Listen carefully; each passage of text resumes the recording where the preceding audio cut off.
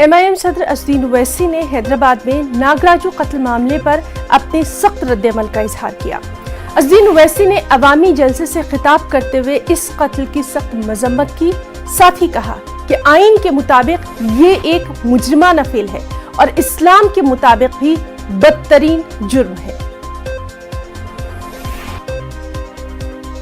क्या कर क्यों नहीं बोले ओवैसी अब तक?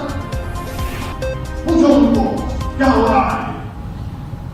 मैं उनसे पूछ रहा हूं, मोदी नहीं बोलेंगे, आपके डैडी अब्बा नहीं बोलेंगे, कुछ भी नहीं। जहांगीरपुरी के बारे में मोदी नहीं बोलेंगे वजीर आजम के तौर पर।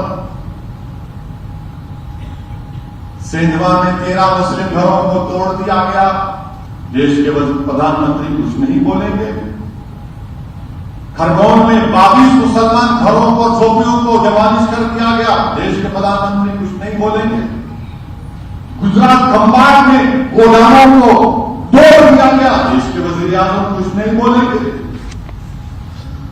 मगर ओवैसी बोलना, मैं वजीर आजम हूं, मगर नहीं, वजीर आजम से नहीं पूछेंगे।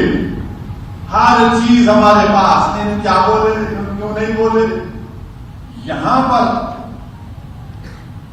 इस लड़की ने अपने पसंद से शादी की, कानूनन उसको इजाजत है, कानूनन